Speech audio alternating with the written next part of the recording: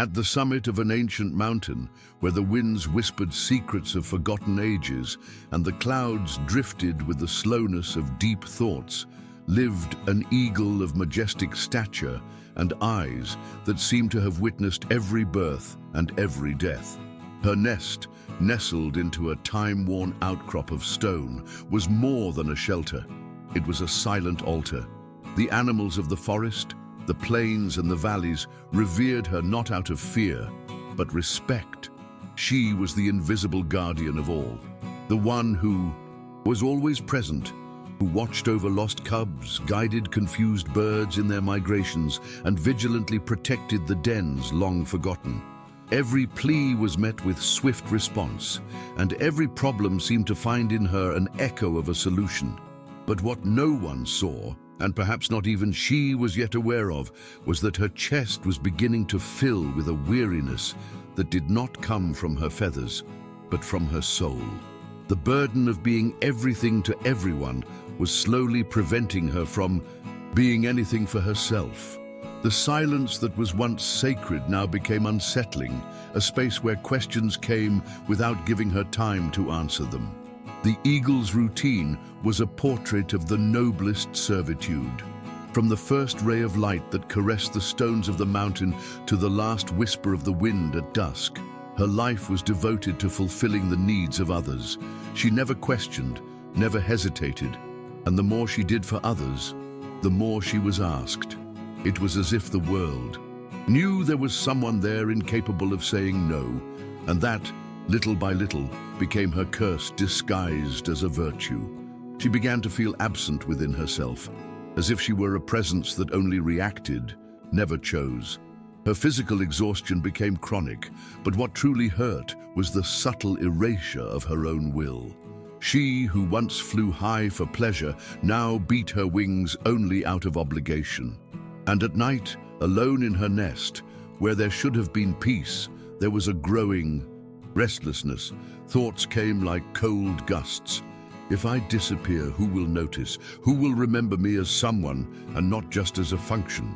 But she had no answers, only silence and a body crying out for rest. It was on one of those long, starless nights that the raven appeared. He did not announce his arrival, nor make a fuss. He simply landed on the rock beside the nest with the serenity of one who carries ages in his eyes. The eagle, still wary, did not move away, and it was he who spoke.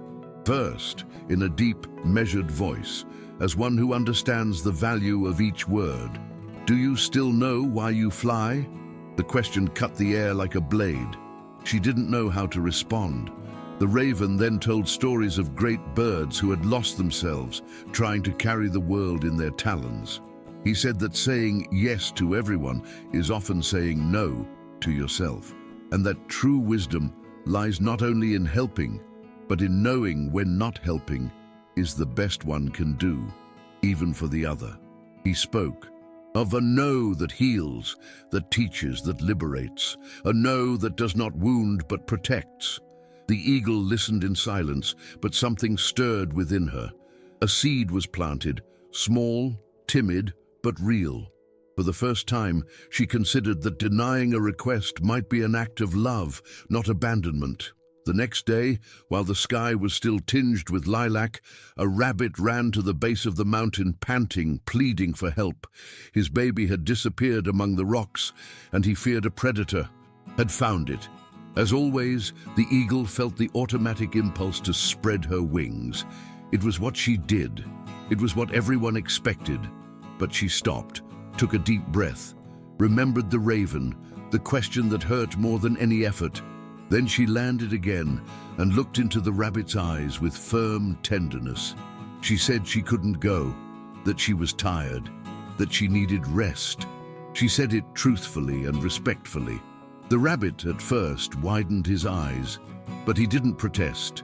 He stood, silent for a few seconds, and surprisingly smiled. "Thank you for being honest," he said before walking away alone. That reaction disarmed all the eagle's guilt. For the first time, she realized that the no hadn't broken the bond. It had strengthened it. She felt seen not as a resource, but as someone, and that moved her deeply. From that moment on, new requests came. The forest does not sleep, and life doesn't pause. But the eagle, now with a new perspective, began to listen before acting. She listened to others, but also to herself, and when she felt that a request would violate her integrity, she replied with love and denial. I can't today. Right now, I need to take care of myself. I trust you can do it. And to her amazement, she noticed that others accepted it. Not only accepted, they grew. The fox dug her own den, and in doing so, learned about resilience. The bear sought help from a squirrel healer and forged a new bond. The turtle, guided by her own intuition, found the lake and returned more confident. The forest was changing, not because of the eagle's absence, but because of the presence of autonomy. And she, who once believed that being useful meant being indispensable, now understood that allowing others to grow was also a form of love. The light returned to her eyes. Flying became joyful again, and the silence now was a companion, not a punishment. Over time, the mountain seemed to change color, not a change visible to the common eye, but something the eagle felt in the air. It was as if, in finding a new balance between giving and preserving, she had activated a purer, truer frequency of life. The wind no longer sounded like an urgent call, but like a serene song. The sky, once just a space for passing through, was now a sanctuary for contemplation. She flew less, but she flew better. Her wings, once tired from carrying the world, now danced with the air, not out of need, not out of duty, but by choice. The animals still came to her, yes, but now often just to talk, to listen, to share. They discovered that the eagle had much to offer, even when she wasn't acting, because her presence became a symbol not of blind readiness, but of living wisdom. And what once was dependence became partnership. The whole forest seemed to have learned from the eagle's know that caring for others begins with caring for oneself, and that true freedom only exists when love includes boundaries. In the last light of a golden afternoon, when the sky seemed to lay itself upon the mountains, the eagle closed her eyes on the highest cliff and took a deep breath. She felt whole. Not because she had done everything for everyone, but because she had finally done something essential for herself, listened.